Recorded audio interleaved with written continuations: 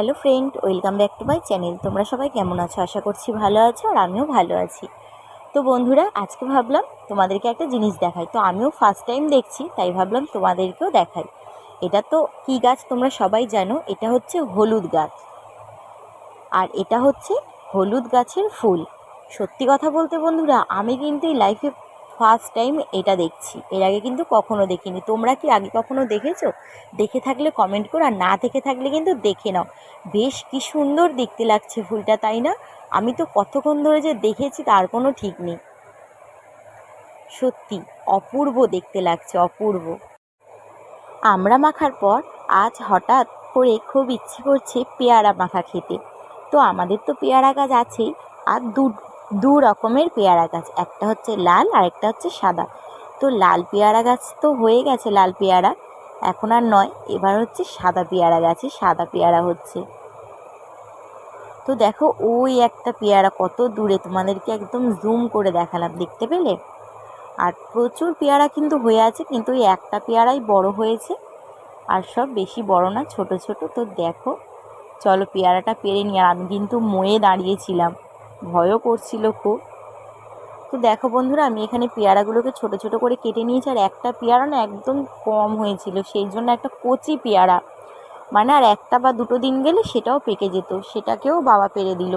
বললো একটা পেয়ারা একদম কম দেখতে লাগছে, আর একটা পেয়ারা নেই। আর মাখালে কচি তো কী হয়েছে, সব পেয়ারাই ভালো লাগবে। এরপর আমি লবণ, বিট লবণ, চাট মশলা যা যা লাগবে আর কি মাখানোতে, সেগুলোই কিন্তু এক এক করে দিচ্ছিলাম। আমড়া মাখাটা এত টেস্টি খেতে হয়েছিল না, এরপর থেকে পেয়ারা মাখা, আরও আমের সিজন আসলে আম মাখা, এই সব কিছু না খেতে ইচ্ছে করবে। আর মাখা যারা খায় তারাই জানে মাখার স্বাদ কেমন। এরপর এখানে আমি একটা শুকনো লঙ্কা ভাজা নিয়েছি, এখানে 1 চামচ চিনি নিয়েছি, আর চিনিটা 1 চামচ না, তার থেকে একটু কম ছিল। আর এখানে কাসুন্দি নিয়েছি, আর একটু ভাজা মশলা নিয়েছিলাম, এই জিরে, গোটা জিরে, গোটা ধনে, এই সবগুলো ভেজে একটু গুঁড়ো করে নিয়েছিলাম।